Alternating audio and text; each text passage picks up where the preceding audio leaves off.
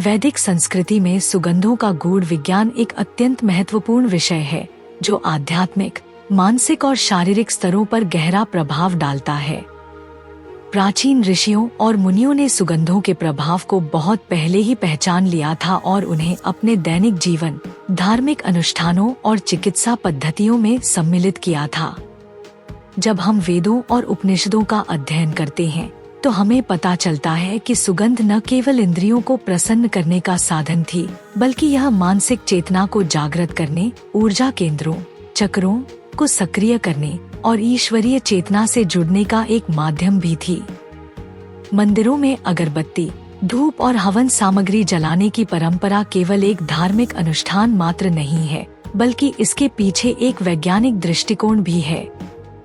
इन सुगंधों का प्रयोग वातावरण को शुद्ध करने, नकारात्मक ऊर्जा को समाप्त करने और मन को ध्यान तथा साधना के लिए अनुकूल बनाने हेतु किया जाता था। जब हम हवन या धूप जलाते हैं तो उसमें प्रयुक्त जड़ी बूटियों और वनस्पतियों से निकलने वाले सुगंधित तत्व वातावरण में फैलते हैं और न केवल मानसिक शांति प्रदान करते हैं, बल्कि हानिकारक जीवाणुओं को भी नष्ट कर देते हैं। वेदों में सुगंधों का विस्तृत वर्णन मिलता है, विशेषकर अथर्ववेद में, जहाँ चिकित्सा, ध्यान और मानसिक शुद्धिकरण के लिए सुगंधों के उपयोग का उल्लेख है। वेदों में वर्णित कुछ प्रमुख सुगंधों में चंदन, केसर, अगर, तगर, कपूर और गुग्गुल प्रमुख हैं। चंदन को मानसिक शांति और आध्यात्मिक उन्नति के लिए श्रेष्ठ माना गया है, जबकि केसर और अगर गहरे ध्यान और उच्च ऊर्जा स्तरों को जागृत करने में सहायक होते हैं।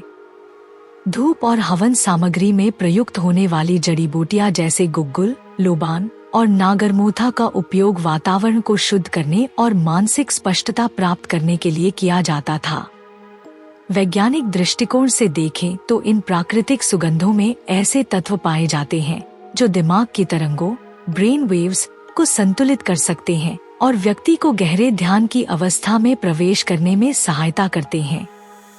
जब कोई व्यक्ति इन सुगंधों के संपर्क में आता है तो उसका स्नायु तंत्र, नर्वस सिस्टम सक्रिय हो जाता है, जिससे मानसिक शांति और सकारात्मक ऊर्जा का संचार होता है। अगरबत्ती और धूप के उपयोग का एक अन्य महत्वपूर्ण पहलू यह है कि इनसे उत्पन्न सुगंधित धुएं में ऐसे जैविक यौगिक होते हैं जो न केवल मानसिक स्थिति को प्रभावित करते हैं, बल्कि शरीर की प्रतिरक्षा प्रणाली, इम्यून सिस्टम को भी मजबूत बनाते हैं। उदाहरण के लिए, गुग्गुल और लोबान में पाए जाने वाले रेजिन में रोगाणुरोधी गुण होते हैं, जो वातावरण में मौजूद हानिकारक बैक्टीरिया और वायरस को समाप्त करने में सहायक होते हैं।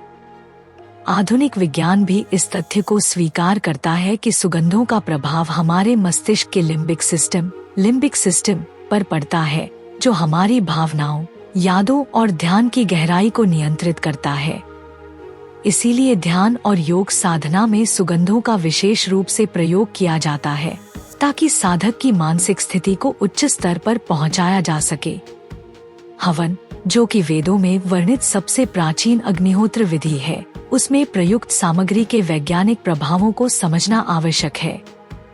हवन में आमतौर पर गाय के घी, बेल, अश्वगंधा, ब्राह्मी, तुलसी और कई अन्य औषधीय जड़ी बूटियों का उपयोग किया जाता है। जब यह सामग्री जलती है तो इससे उत्पन्न धुआं वायुमंडल को शुद्ध करता है और साथ ही व्यक्ति के मस्तिष्क को शांति और स्थिरता प्रदान करता है। वैज्ञानिक दृष्टि से यह पाया गया है कि हवन से उत्पन्न होने वाला धुआं नकारात्मक ऊर्जा को समाप्त करता है और सकारात्मक ऊर्जा को बढ़ाता है। साथ ही यह वायुमंडल में ऑक्सीजन का स्तर बढ़ाने और जीवाणु तथा विषाणु नष्ट करने में सहायक होता है।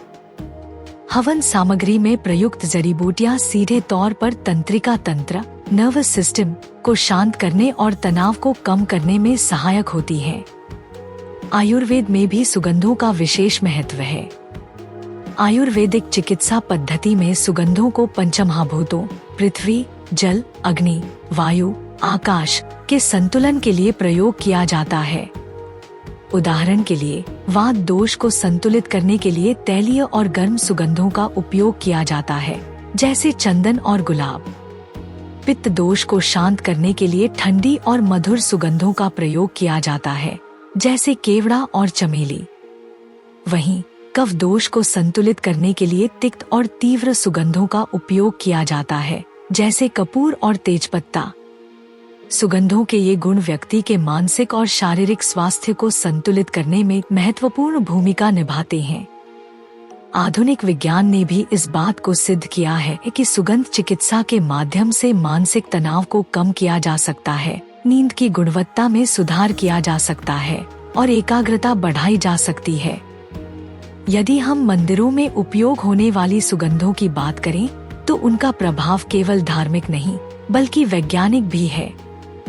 मंदिरों में जलाए जाने वाले दियों में प्रयुक्त घी और कपूर की सुगंध न केवल वातावरण को शुद्ध करती है बल्कि यह मस्तिष्क को भी शांति प्रदान करती है।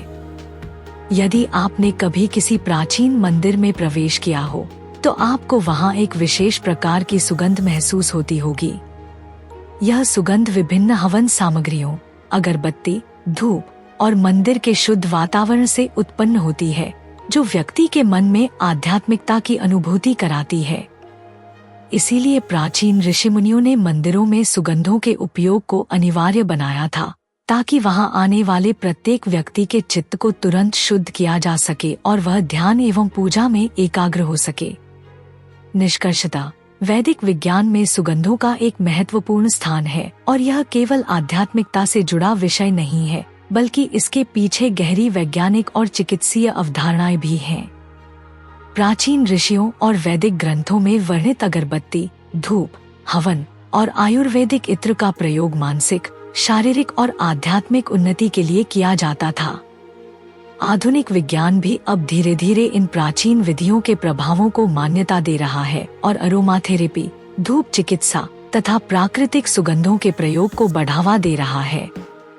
यदि हम इन प्राचीन विधियों को अपने जीवन में पुनः शामिल करें तो यह न केवल हमें मानसिक शांति देगा बल्कि हमारे शारीरिक स्वास्थ्य और आध्यात्मिक उन्नति में भी सहायक सिद्ध होगा।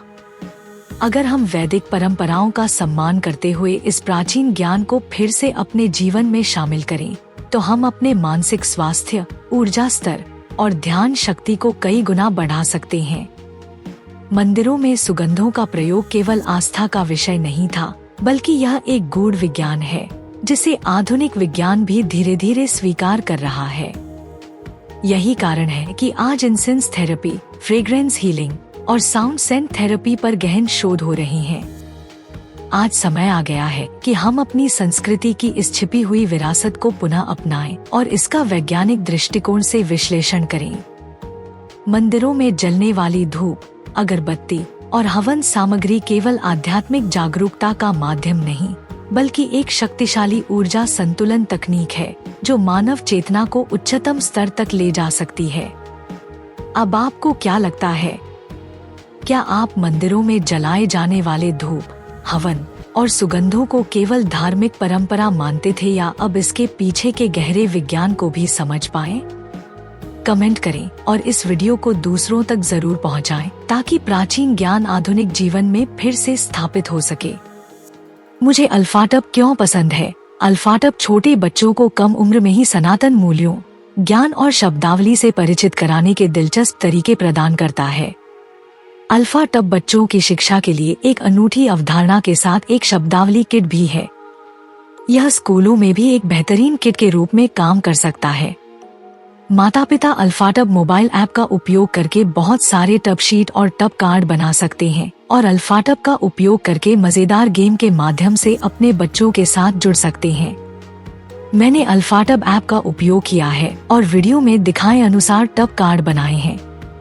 जब मैंने पहली बार अल्फाटब देखा तो मुझे पता था कि मेरे भतीजे और भतीजी इसे पसंद करेंगे। यह बच्चों के अनुकूल सामग्री से बना है, बहुत अच्छी गुणवत्ता वाला है, टूटने वाला नहीं है और लंबे समय तक चलेगा।